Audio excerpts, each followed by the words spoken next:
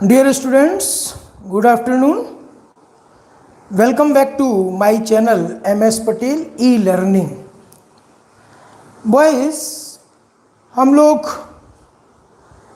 इस क्लास में CBSE 12th physics part 2 को डिस्कस कर रहे हैं और उसके अंतर्गत उसमें हम लोग refraction phenomenon related to light discuss किए जा रहे थे और this one is refraction. So refraction को हम लोग पढ़ रहे थे बच्चों.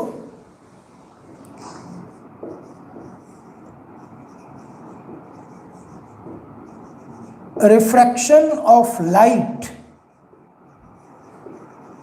डिस्कस कर रहे थे और बॉयज पिछले वीडियो लेक्चर में हमने आपको बताया कि refractive index of second medium with respect to first, second medium with respect to first, it is v1 upon v2, velocity of light in medium number 2 divided by velocity of light in medium number 1.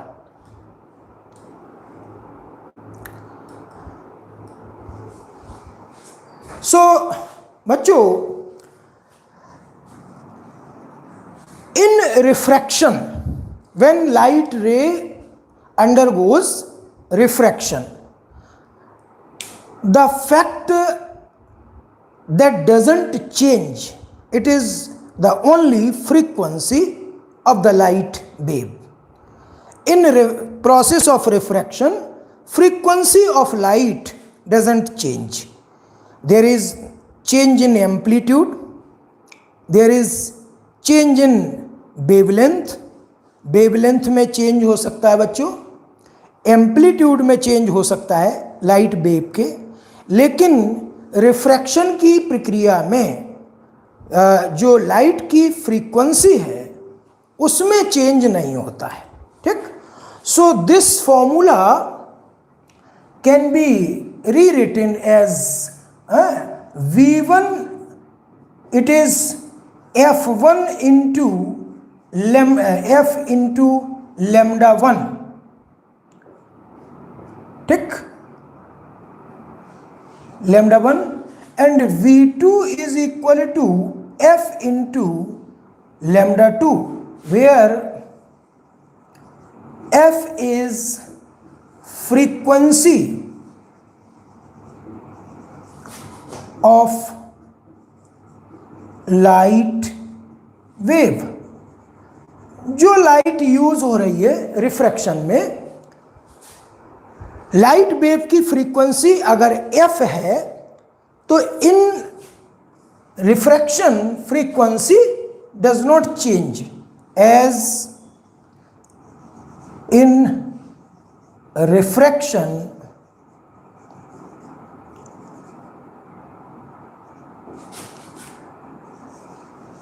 frequency of light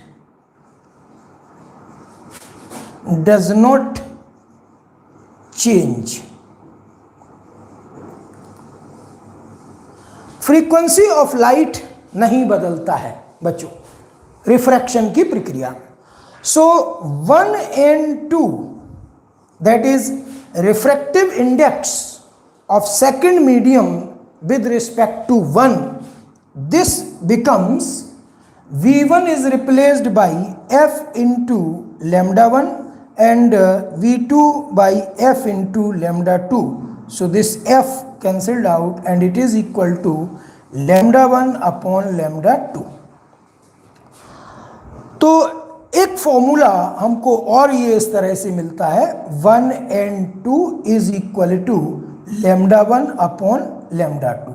As light has wave nature, so according to this, refractive index of second medium with respect to 1 is equal to wavelength of light used in refraction in first medium divided by wavelength of the light used in refraction in second medium. So 1 and 2 is equal to lambda 1 upon lambda 2. Now we proceed to laws of refraction. अब हम लोग बच्चों laws of refraction पर पहुंचते हैं.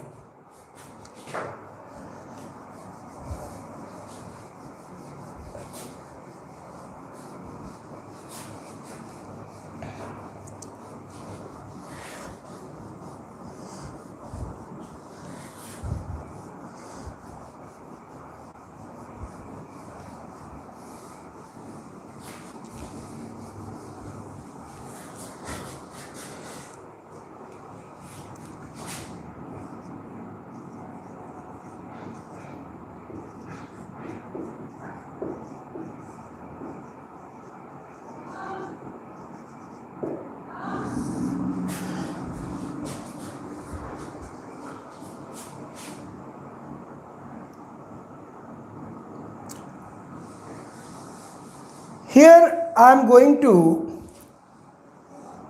show a glass slab. Suppose this is a glass slab. ये कोई glass slab ले लिया. This one is incident ray. Okay बच्चों, good afternoon. नमस्कार, good afternoon. So this being a glass slab की बात कर देते हैं. ग्लास स्लैब और this is normal to this surface. Now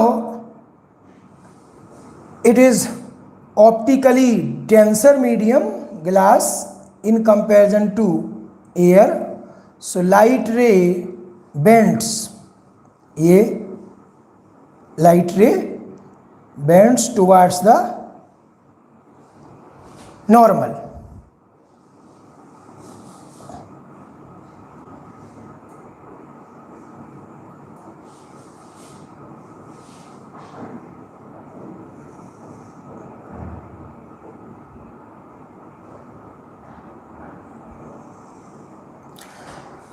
It bends towards the normal and then enters inside glass slab. ये तब glass slab में ये जा रही है और at this point it comes out in air. ये इसके बाद यहाँ एयर में बाहर निकलती है. ठीक. So this one is ray of incidence या incident ray. Incident ray, this is normal. Point of incidence P. ठीक है. और Q, this point is Q and this one is emergent ray. Emergent ray and this is refracted ray.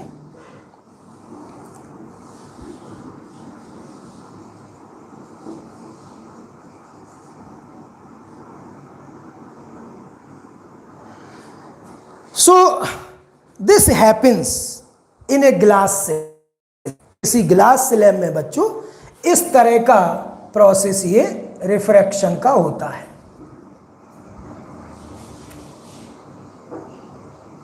Clear हुआ? Okay.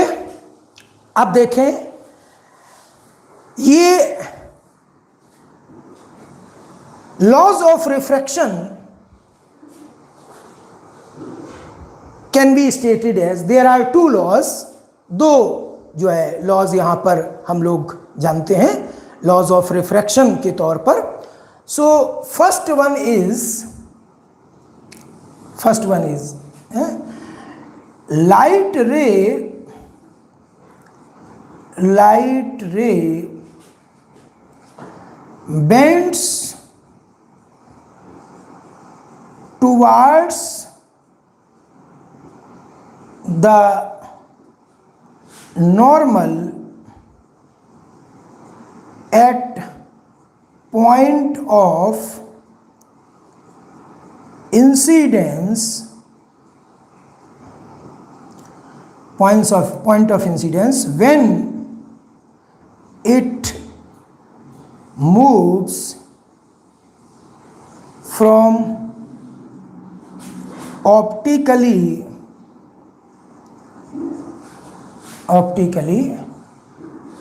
rarer medium to optically denser medium, ठीक, and bends away from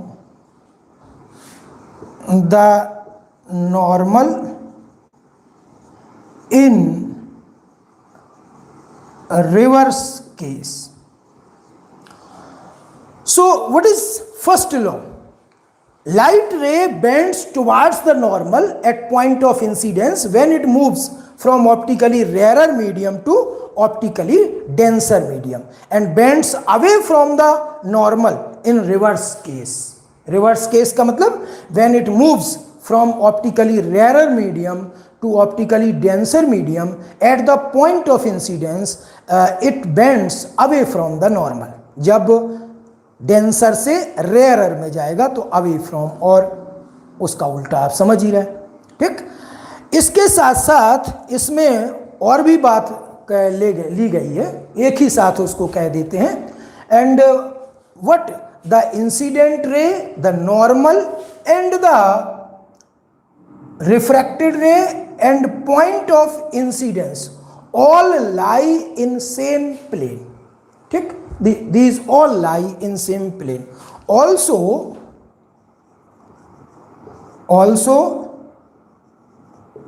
incident ray, comma refracted ray, comma normal, this one n and dash is normal, ठीक, normal, and point of incidence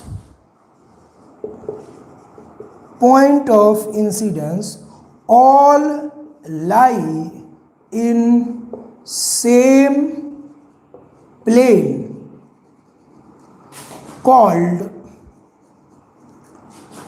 plane of incidence. So boys, यहाँ पर first law of refraction can be stated as light ray bends towards the normal at point of incidence when it moves from optically rarer medium to optically denser one and bends away from the normal in reverse case, ठीक। Also incident ray, refracted ray and the normal and point of incidence all lie in same plane, ठीक, सभी एक ही plane में रहते हैं। This angle of incidence, the angle in between incident ray and the normal is called angle of incidence, and the angle in between normal and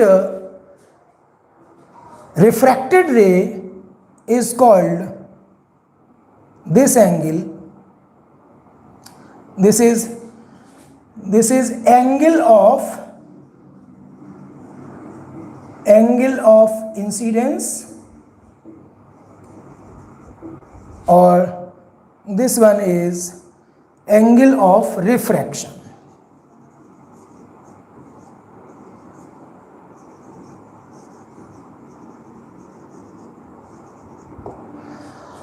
So this is denoted by I and this one is denoted by R. इसे हम लोग small r से लिखते हैं, ठीक है।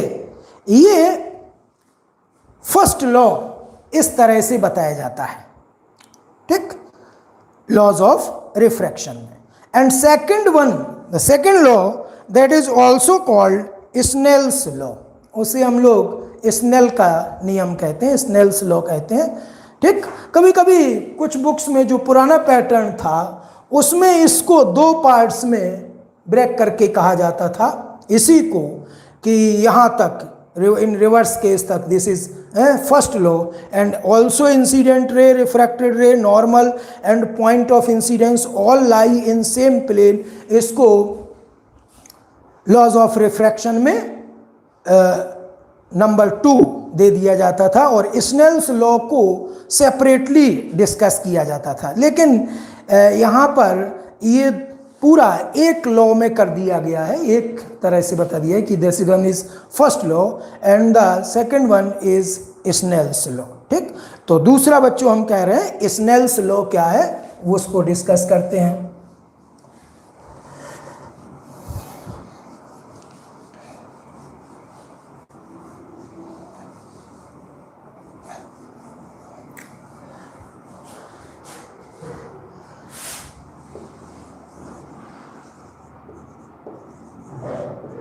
Snell's law, ठीक. So what is this? It states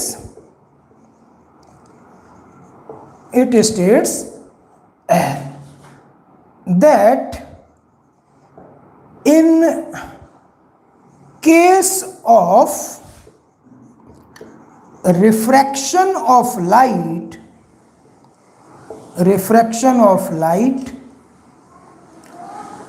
the ratio of sine of angle of incidence to the sine of angle of refraction remains constant, ठीक, and this constant is called refractive index of second medium with respect to first. Okay boys, it states that in case of refraction of light, the ratio of sine of angle of incidence to the sine of angle of refraction remains constant, and this constant is called refractive index of second medium with respect to first one. Second medium is that medium in which refracted ray lies. The medium in which refracted ray lies, it is second medium, and the medium in which incident ray lies is called medium number 1, ठीक. So here we can write as 1 and 2, 1 and 2, this medium is 1 and the medium of glass slab is being taken 2, ठीक. So 1 and 2 is equal to sin I upon sin R, that is Snell's law. ये बच्चों snail का नियम हुआ. So here we have discussed two laws of refraction. First one states that in case of refraction, light ray bends towards the normal when it goes or moves from optically rarer medium to optically denser medium at the point of incidence or at interface. and in case when it moves from optically denser medium to optically rarer medium, it bends away from the normal at the point of incidence. ठीक, the incident ray, normal, the refracted ray and the point of incidence all lie in same plane. Okay बच्चों, good afternoon Ravi Kumar ji. So this one is the first law, and the second law, it is Snell's law. It states that in case of refraction, the sine of the angle of incidence, the ratio of sine of the angle of incidence to the sine of angle of refraction remains constant, and this constant is assigned as the refractive index of what second medium with respect to first one. So these are the two laws of refraction. Okay बच्चों, I think it is clear. ये आपको clear हो गया होगा. यदि आप नहीं समझ पाए तो आप हमको यहाँ पर नोटिफिकेशन दे सकते हैं. Is it clear? Now we proceed to another thing. अब हम कुछ दूसरी बातें डिस्कस करते हैं. बिल्कुल क्लियर है सबको? Okay okay. अब यहां पर व्हाट इज लेटरल डिस्प्लेसमेंट और शिफ्ट इन रिफ्रैक्शन, ये तो हम लोग डिस्कस कर चुके. क्या होता है ये आपको बताया. अब लेटरल शिफ्ट की बात करें इन रिफ्रैक्शन, या लेटरल डिस्प्लेसमेंट भी कह सकते हैं उसको, आइदर से लेटरल डिस्प्लेसमेंट और lateral shift.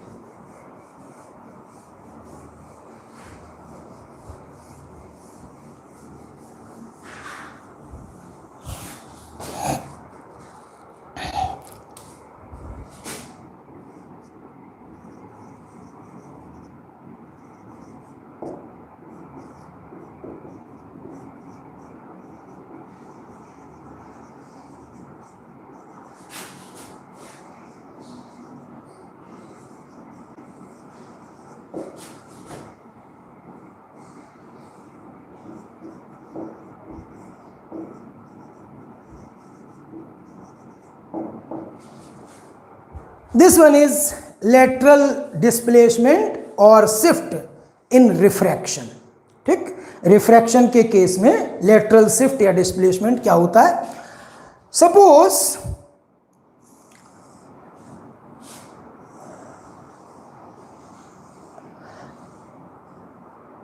This one is a glass slab. ये हमने कोई ग्लास स्लैब ले लिया and it's with is T. ये टी इसका विथ हो गया and this it is incident ray. ये इंसिडेंट रे हो गया. This one is normal. Okay boys, lateral shift में बच्चों हम लोगों को देखना है कि इमर्जेंट रे और इंसिडेंट रे के बीच में कितना लेटरल डिस्प्लेसमेंट या लेटरल जो है चेंज होता है, वो हम लोगों को देखना है बॉयज. ठीक, so here that light ray bends ये towards the normal and at this point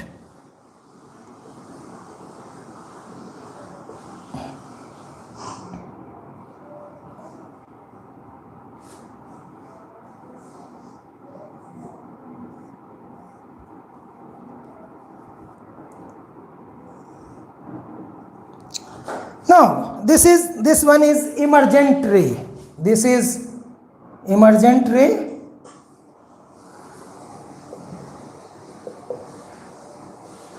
और ये इंसिडेंट रे है, इंसिडेंट रे, और this one is refracted ray. Angle of refraction R, angle of incidence I.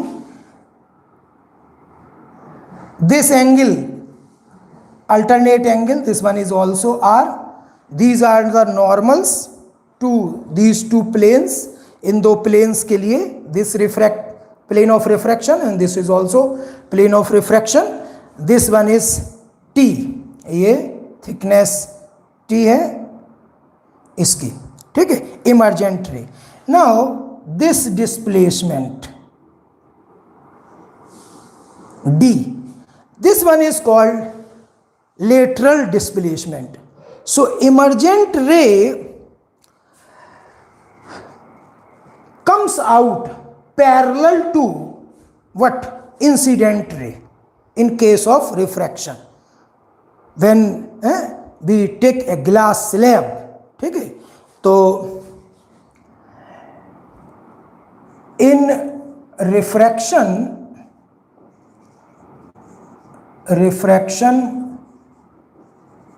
through a glass slab or glass slab या any refractive medium in refraction through a glass slab, emergent ray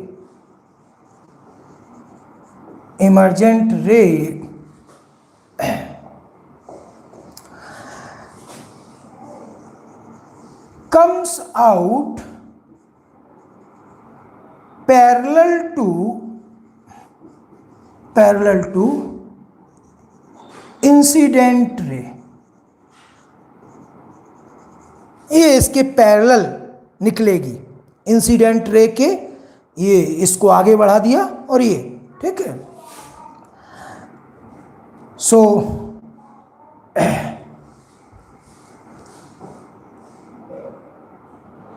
the distance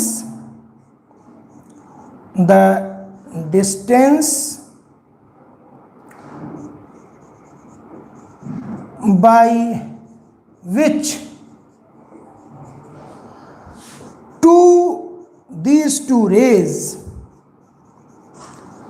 these two rays are separated is called lateral displacement or shift. Lateral. So this is the definition, or say how to find out lateral displacement in refraction.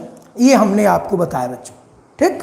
ये इस तरह की बात होती है, ठीक. अब we have to find out this D. इस डी को हम लोगों को बच्चों निकालना है, given that this length is T, ठीक है. सो यहां से ये डी को कैसे आप लोग मालूम करेंगे, ये ज्ञात किया जा सकता है, ठीक है.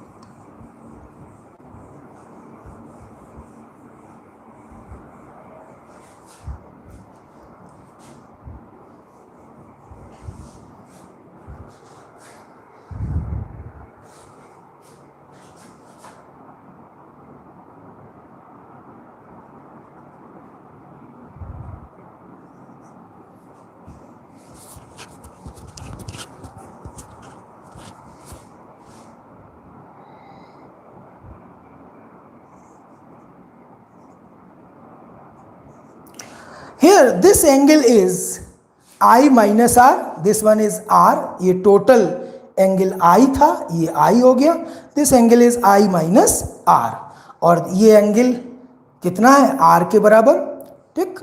तो here sine I upon sine r, this is equal to say refractive index n, instead of writing 1 and 2 we can write n, sine I upon sine r, ठीक, it is equal to n, and this length is t, this one is t, so this is also t, ये भी t हो गया, okay boys, ये t है। तो in case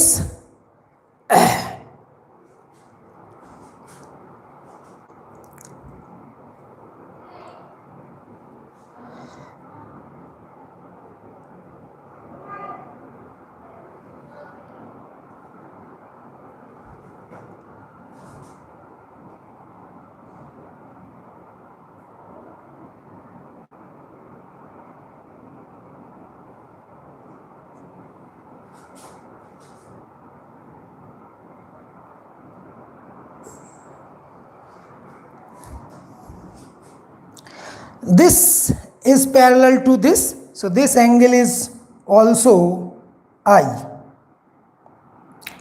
this one is also I, ठीक है, और इन दोनों के बीच में एंगल, ठीक है, इनके बीच का दिस एंगल इज I, ठीक। इस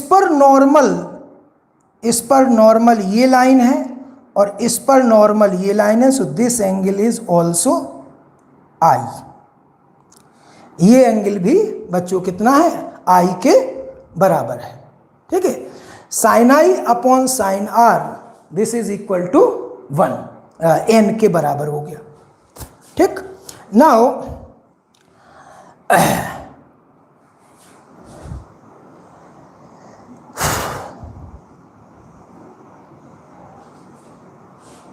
here sin I minus R is equal to, ठीक, I माइनस R, अगर हम इस डिस्टेंस इसको ले लें तो this is normal, so this one is D, ये साइन ऑफ, और divided by, suppose this point is A and this one is B, so D upon AB, sine I upon R, sorry, sin I minus R is equal to D upon AB, ठीक है। And here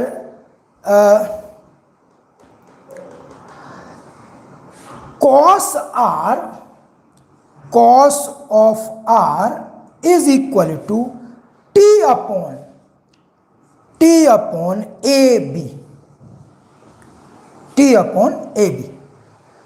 Remember here once again boys, देखें, according to diagram this angle is R, so this will be I minus R, okay, because this I, so vertically opposite angle, this total is I, R is removed, so this one is I minus R, and this angle is R, ठीक है।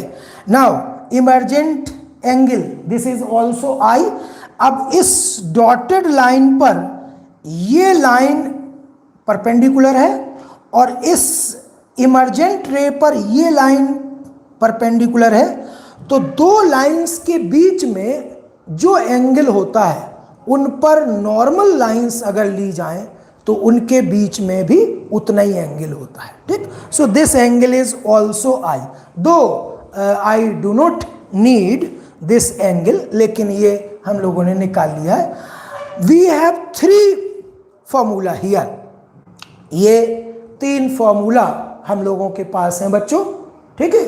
कौन कौन से, sine I upon sine R is equal to n, and sine I minus R is D upon, this length is D upon AB, and cos of R it is T base T and perpendicular is AB, T upon AB, ठीक है। ये और cos R firstly यहाँ से आप चाहें तो A B को रिमूव कर सकते हैं, ए बी को हटा दें अगर, तो यहाँ से हमको मिल जाएगा this is equation number 1, this one is equation number 2, equation number 3। ठीक, नाउ फ्रॉम 2 and 3, ठीक, sine I minus R divided by cos R is equal to D upon A B divided by T upon A B. This A B cancel, so this is D upon T, D upon T. Okay boys, clear है, दिख रहा है आपको? ठीक, सब लोगों को ये थोड़ा सा नीचे पहुंच जा रहा है। Okay, is it clear? Lateral shift कितना होगा? We have to drive a formula. जीजू नमस्ते, study with Krishna Patel. Okay okay, good afternoon, good afternoon. Okay boys, so sine I minus R divided by cos R is equal to D upon T. ठीक है, अब हम इसको मिटाना पड़ेगा। ठीक है, तो यहाँ लिख रहे हैं थोड़ा सा, चलिए पहले 2 लाइन लिख लेते हैं, फिर यहाँ पर मिटा लेंगे। सो boys, we have d is equal to t into sine of I minus R divided by cos of R. ठीक, so here we have t into sine I into cos R minus cos I into sine R और divided by cos of R. ठीक, ये बच्चों हो जाएगा। अब यहां से साइन आर की वैल्यू को रिप्लेस कर देंगे। ठीक है, ये कॉस आर कैंसिल कर लेते हैं। ठीक, सो यहां से कॉस ऑफ आर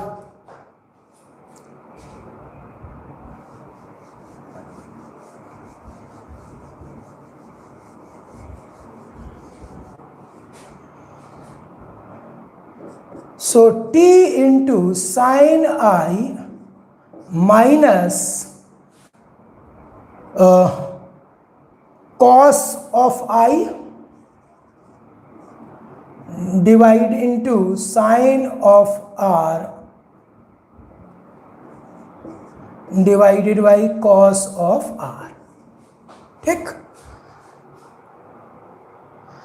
या cos R की वैल्यू बच्चों हम लोग लिख सकते थे यहाँ से साइन आई अपॉन इसको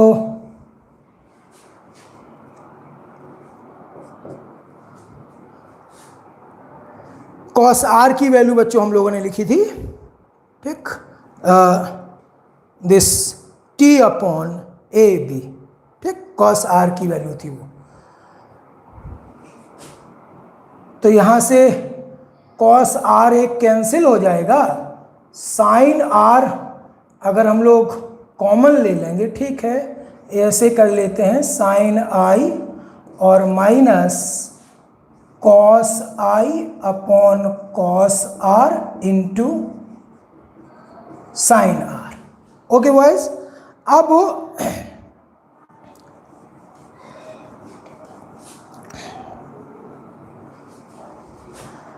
sign I upon sine R is equal to N.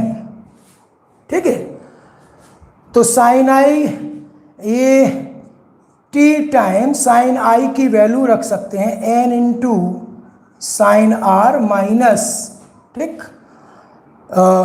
यहाँ से हो जाएगा बच्चों cos I into sine R divided by cos R, ये वैल्यू हो जाएगी बच्चों, ठीक है। अब अगर साइन आर कॉमन ले लिया जाए,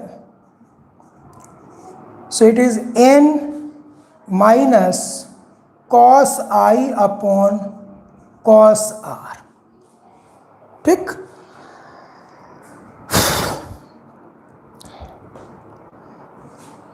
डी इज इक्वल टू, ठीक, कॉस आई